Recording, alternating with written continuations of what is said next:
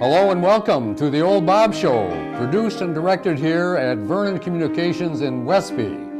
Westby is located in the beautiful western Wisconsin area of coulees and valleys and ridges. And we're happy to bring to you now the Old Bob Show, and here is your host, Bob Burrow. Hello and welcome again to the Old Bob Show. And can you believe it? The Old Bob Show, I think, has been on the tube now, on television for so many, many months. I don't know, have you been on there for a year yet, Randy? Yeah, over a year. Randy Strungseling, and I got that name down right, the director, producer, and the chief honcho of this show, along with Gene Burrell, who was the chief camera person and sideline executive director, I might say. We've all kind of been together here for a long time, and being on the Old Bob Show, we meet so many interesting people. I like to say the movers and the shakers of this area in western Wisconsin, beautiful western Wisconsin. And that includes Viroqua and Coon Valley and Westby and Stoddard and Chaseburg, of course. And sometimes we have people on the show here who come from out of the area, but mostly people from the area. And today, we have just an outstanding person, awesome person, who was raised in the city by a mother who had been raised in the country. Is that right, Cathy? Yes, that is. Yeah, and so even though Cathy Sis, my guest, who is a farmer here, but in this area and has many different kinds of sheep, goats, Yep. milk cows, etc. In fact, Chickens, turkeys. we bought a milk cow from you, or didn't we?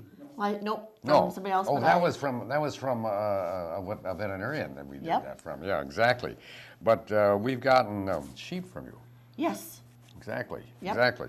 And the reason that we're here today talking about co-ops again is because a couple of weeks ago we had on our show Bjorn Bergman, who it turned out was a Swede, not a Norwegian. Yep. But he is he's a director with the Viroqua Food Co-op, and we started talking about co-ops. And I just feel, Cathy, that everyone should know a little bit more about co-ops, and you're the one because you've been so involved with co-ops, and you have a very interesting story in your family with your brother about co-ops. Now, as I understand it, you were kind of introduced to the rural life even though you lived in the city, right? Yes. How did that happen? Well, my mom married a guy who was city only. She was farm only. He went out. They lived in the city. Right. And couldn't move the farm out of her, though. So I remember. You can't take the farm out of the woman. No, you can't. Exactly. No, because I remember when a little girl, she found a farmer that would drop off live chickens, 50 at a time, at our door. Yeah? We'd scurry them down to the basement so that the high school across the street wouldn't see us. Oh my, did you have any, when was this? Oh, we would do it a few times a year. Fantastic. So, I'm not sure if you could do that today. I mean, there'd be some do-gooder would be saying, oh, we got to stop this killing of chickens inside the city. Oh, yeah. Right? Yeah, because my mom used to smoke outside in the refrigerator outside her house, and the neighbors didn't know that. A new neighbor didn't know that, and called the fire department. And I still remember my mom sprawled across the refrigerator saying, no, I have a half a beef in here. Terrific. Well, you've brought with you, and then your brother became very early involved with co-ops. And why did that happen? Back in the 1970s, he was kind of a rogue. He had bought a lot of land. The land went really low in the 70s. And he bought that up, and he lived in Wisconsin above Hudson. Yeah. And rural area, saw the rural areas really struggling in the 70s. He understood the co-op, and he really saw that they needed a co-op, a cooperative structure there in order for them to be able to survive, because there were no doctors out there, there's no dentists out there. Yep. The farmers couldn't buy the machinery they needed to, and so then he started co-ops at that time. He started a number of co-ops. Right now he's in Minneapolis. So he got into it real early, but just the economic conditions really drove him to start these up so that people could succeed. And that's pretty much what co-ops are, when people are really desiring something that they can't get and they can't do. Mm-hmm. If people get together and do it in cooperation with each other, we can make things happen. we made unbelievable things happen in this country that way. And you didn't have, yes, absolutely. And you didn't really have, you know, any regulators or regulations around that would impede or Mess it up. stop, you know, the enthusiasm and I would say the economic need driving it to do things. Yep. It was a free enterprise, but it's a cooperative.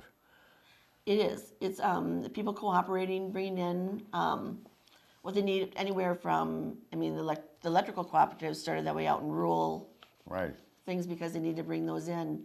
The Viroqua Co-op, where I'm the little bookkeeper there, putting out checks and stuff like that, people really desired to know where their food's coming from. We wanted our money to go back into the community. We wanted good food, healthy food, and we couldn't find that going to the stores. Right. I mean, at that time, there were supposedly organic farms, but the cows never saw a blade Well, of grass. that was just kind of a vision in many people's minds. But Yep. now today, Cathy Sis is going to tell us about 7 major principles, co-op principles, and they are voluntary and open membership, democratic member control. Got that? Wow.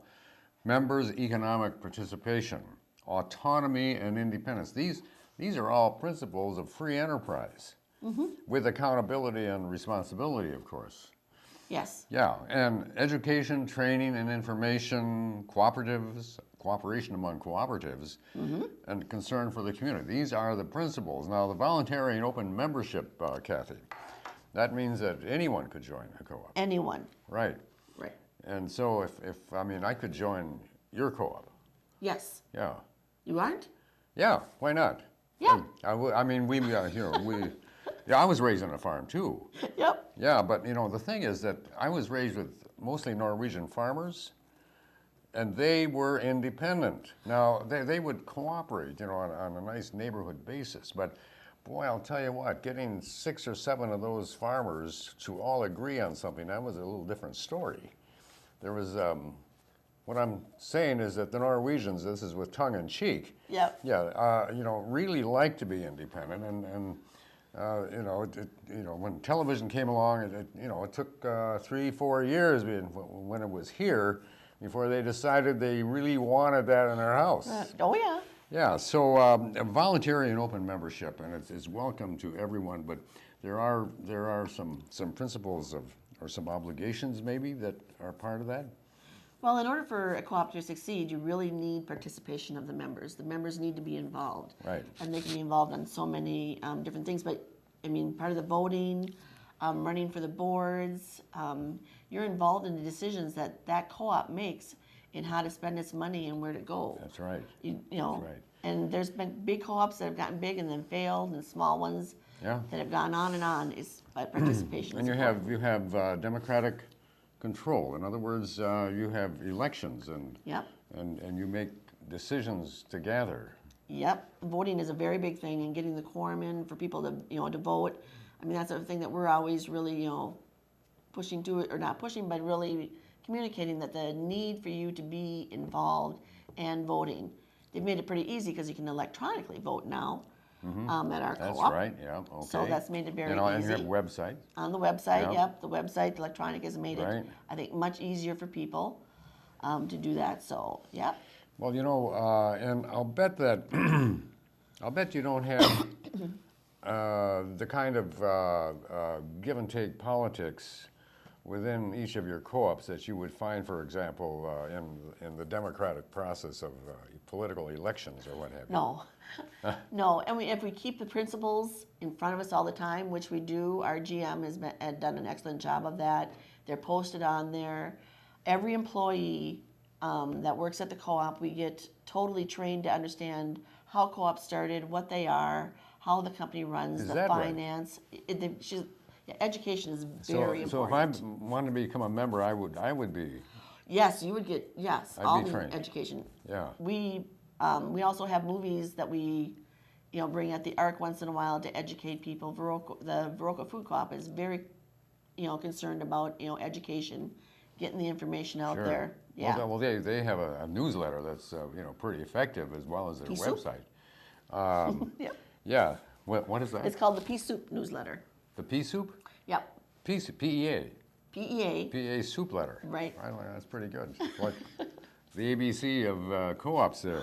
Yep. The economic participation, I probably would, want to have a way to help sell some of our crops or our animals or what have you. Yep. So how does the co-op help in that? Being a member of the co-op help in that? Well, we have farmers and they bring the product right to the door.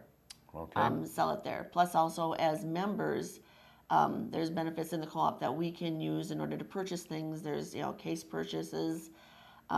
We also know when you go in there, if you look, we really tell you where that food is coming from. We have pictures of the farm, pictures of the owners of that farm.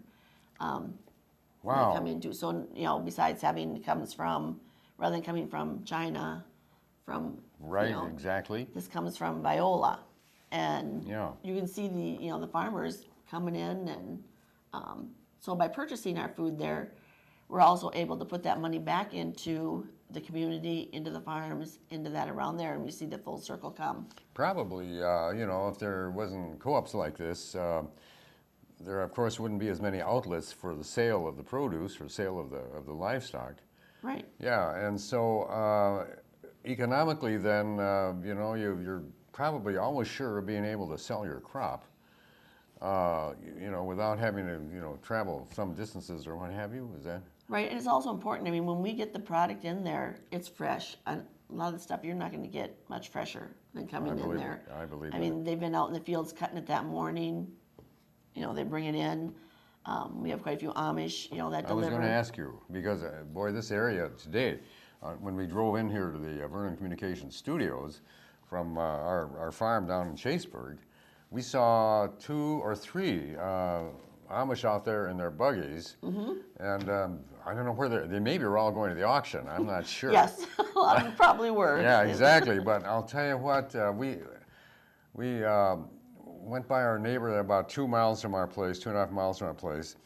A woman Amish had just come out of the field with 3 horses on a 1 shared plow. And now it's 25 degrees out this morning. Yep.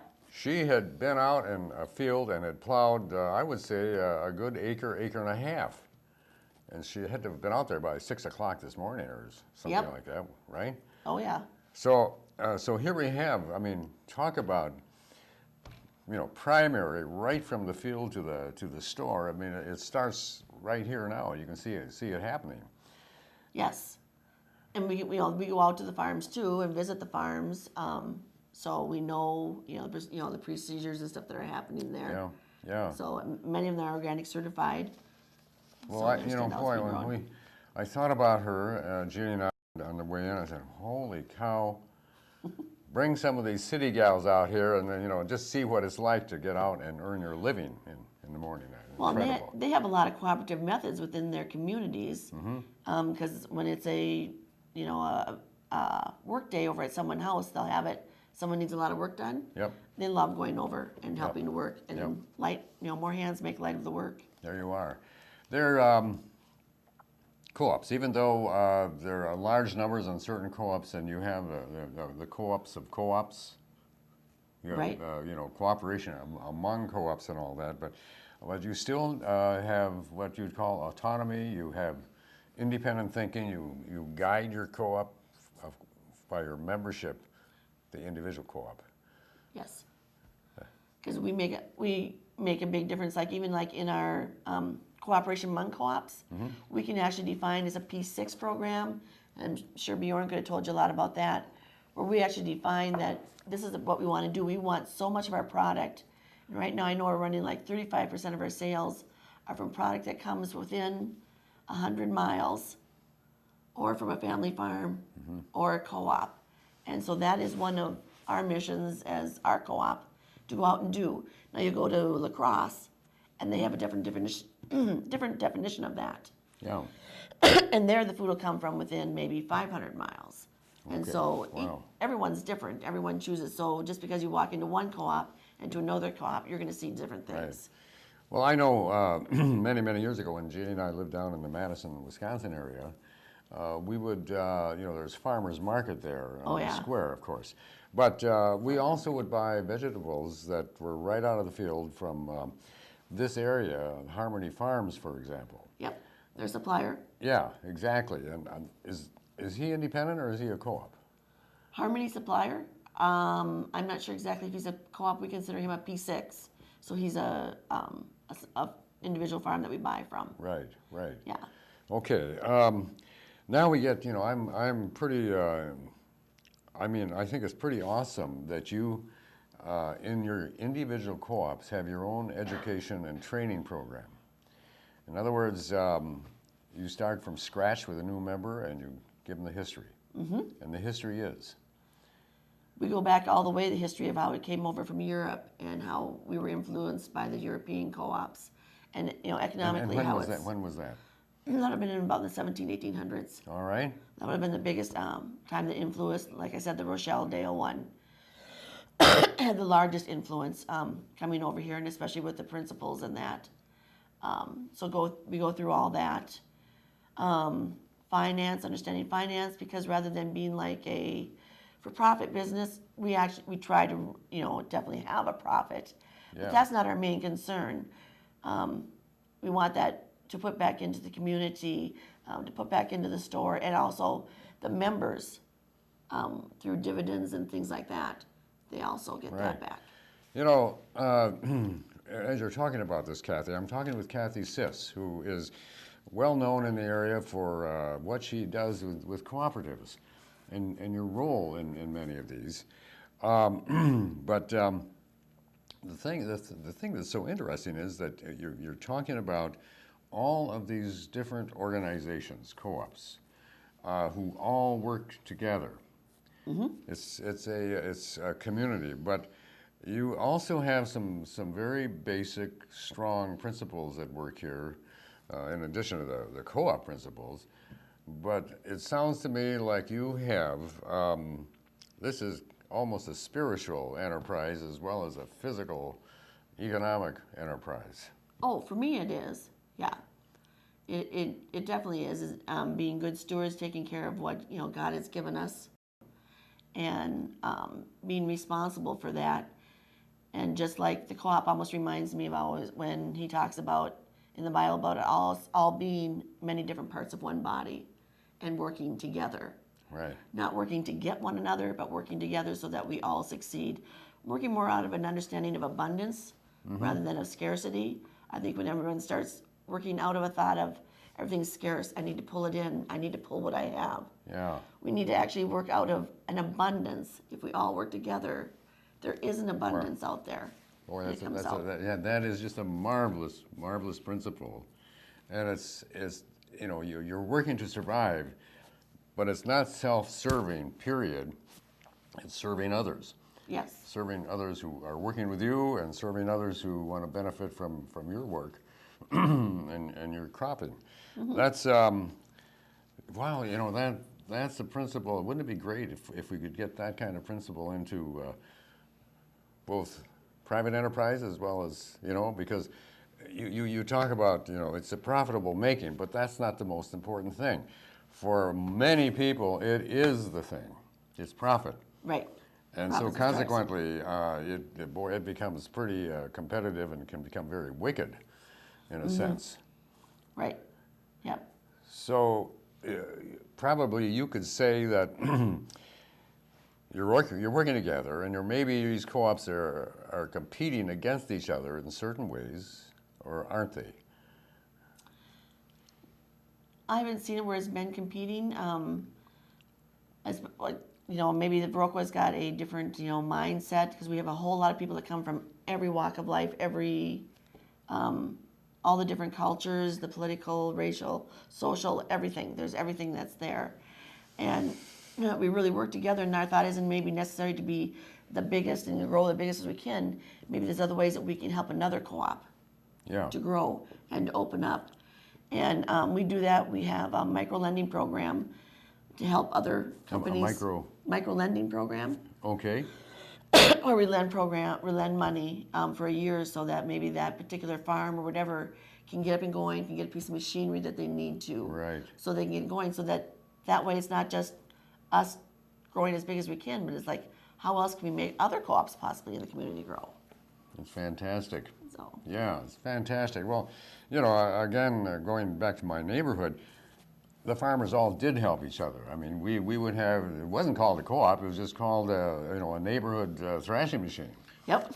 Or a company thrashing machine, or a steam engine, which we had at one time, of course, a long time ago. Right, because not each farmer could afford to have a steam engine thresher. No, that's exactly right. And so where I grew up, there was about 7 or 8 farms, and my dad, who loved machinery, he ran the steam engine, and the neighbor ran the thrashing machine.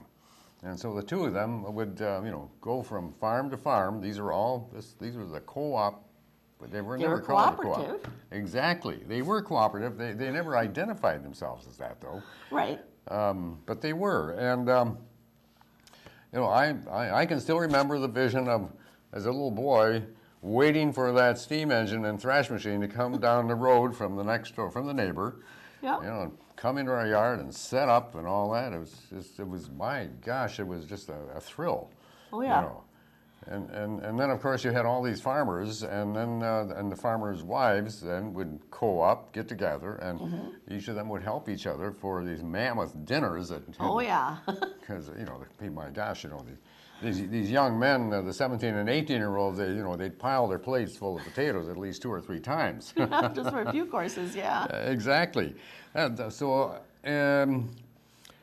you couldn't call I'm not sure you'd want to describe the co-op as being a religious type organization. No, definitely not. But you're absolutely following the basic principles of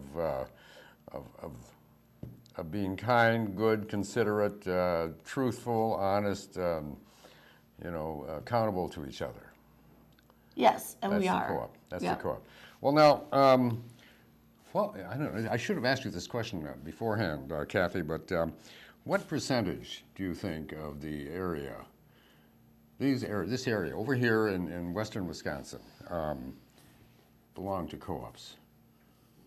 Now we could say about what percentage of farms, but or farmers or Well, and I can't remember what our membership number is. I know we had 1,000 patronage checks go out in January. patronage checks, right? Right, where they get a percent Yep, of the yep. return in that. So- So that's just our one little co-op. Yeah. So here in this community, because we have the Vernon Co-op, Yep. the Vernon Telephone Co-op, the Yep. Electrical and Co-op. Vernon Telephone, by the way, they're having their board meetings coming up, and Oh, that's right. yeah, yes, We always remember? like, You yes, are. we go to it. Yep, exactly. And Jamie and I are members of the Coon Valley Farmers Telephone Co-op. Okay. But Vernon Telephone is going to change its name, I think. Ask for the change of name from Vernon Telephone to Vernon Communications. Is that right, Randy? Yeah. And Okay. so they're going from telephone to communications. Because it is more than just a telephone. Oh. Much more. Isn't that's Yeah. right. So, but when you think about Vernon Telephone and or Vernon Communications, the word co-op is there, but still in all, you're thinking of, to me, it's almost thinking of a private enterprise. But it's a co-op because every single person who subscribes to the service is a member. Yes. That's huge, yeah. Yep. You are a member, and they have the meetings, and they have the board elections, so that there is ability to Exactly. be involved and there. Yep.